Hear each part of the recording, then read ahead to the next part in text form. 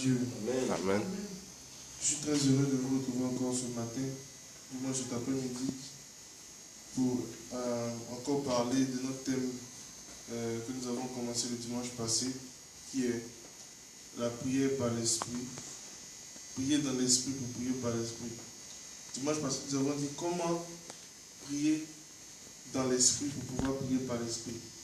Aujourd'hui, nous allons parler d'un sous-thème encore qui est intitulé éthique spirituelle. Dis avec moi, éthique spirituelle. Éthique spirituelle.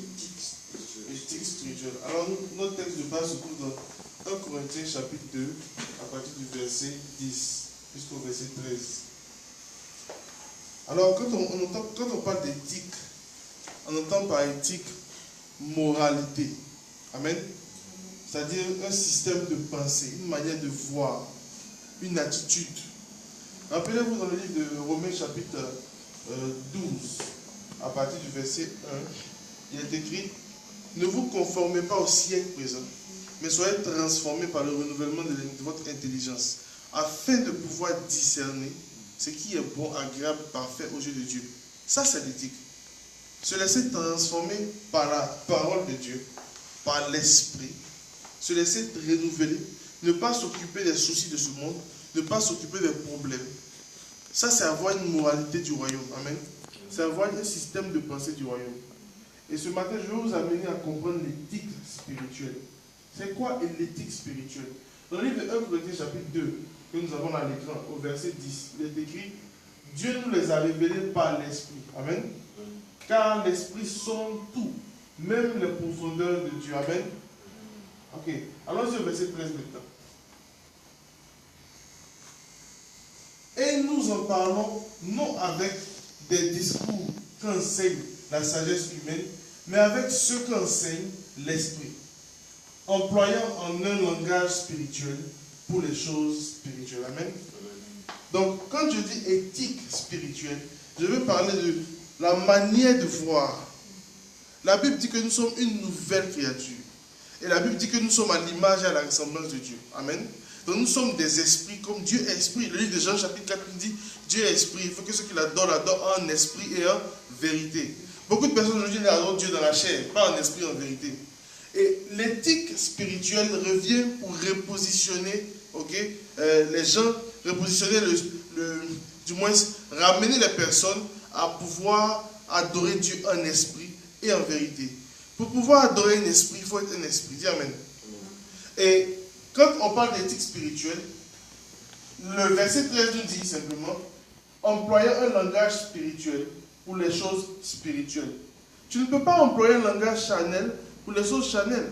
Car au verset 10, la Bible dit nous avons reçu des révélations par l'esprit. Mais rappelez-vous du dimanche passé, j'avais parlé de prier dans l'esprit pour pouvoir prier par l'esprit. Et je vous ai dit que prier dans l'esprit, c'est le parler en langue. Et prier par l'esprit, c'est lorsque l'esprit de Dieu vous inspire à prier. Amen. Et c'est parce que vous avez prié dans l'esprit que vous êtes capable de prier par l'esprit. C'est parce que vous priez dans l'esprit. C'est parce que vous priez le langage spirituel. C'est parce que vous parlez en langue que les choses spirituelles répondent à vous. Amen. Vous ne pouvez pas obtenir quelque chose qui est spirituel par la chair. Amen. La Bible nous dit dans le livre de Galates chapitre 5 verset 22, marchez par l'esprit et vous n'accomplirez pas les désirs de la chair.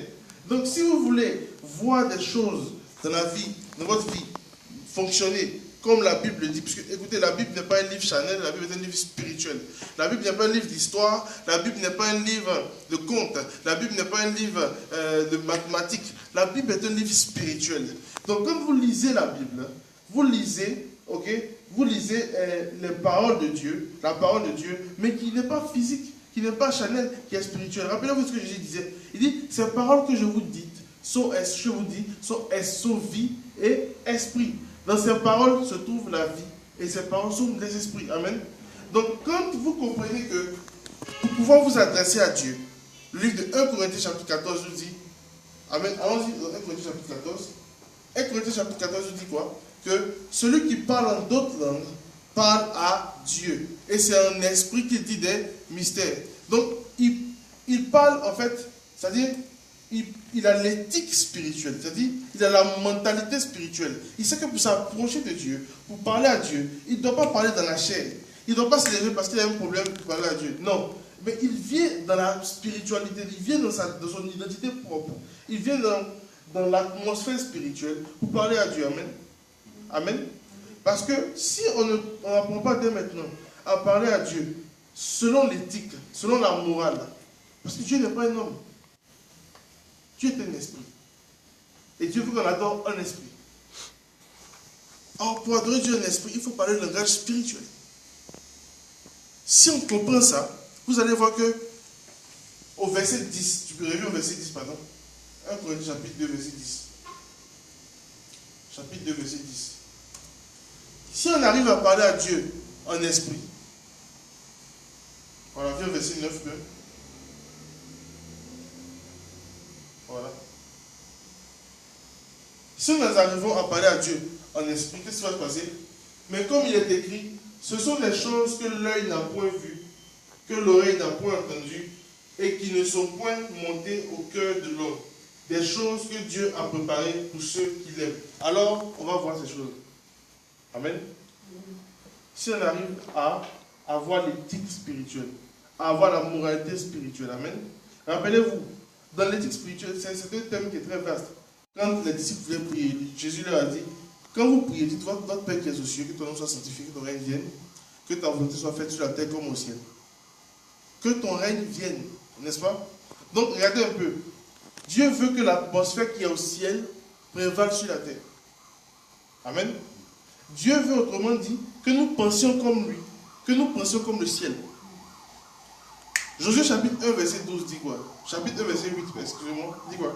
Que ce livre de la loi ne se lance point de ta bouche, médite-le jour et nuit, afin que tu agisses fidèlement sur ce qui est écrit, car c'est alors que tu réussiras dans tes entreprises. Amen. Donc, Dieu veut aussi qu'on parle comme lui, que sa parole ne se lance point de notre bouche. Si nous voulons voir ce que l'œil n'a point vu, ce que l'oreille n'a point entendu, n'est-ce pas?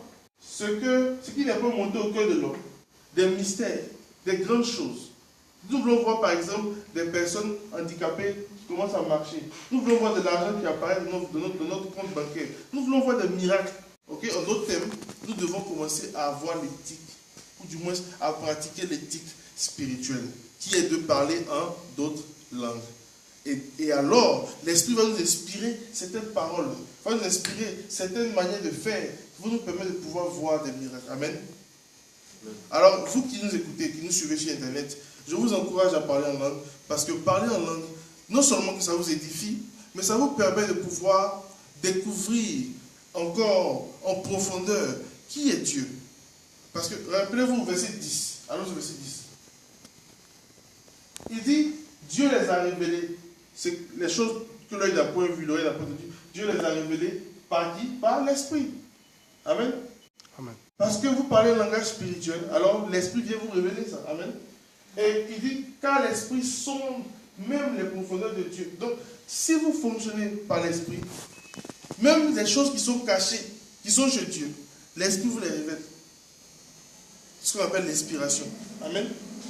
Donc, je vous encourage à fonctionner avec cette éthique-là, avec cette mentalité, cette moralité. Les Anglais disent ce mindset. Ayez ça en esprit.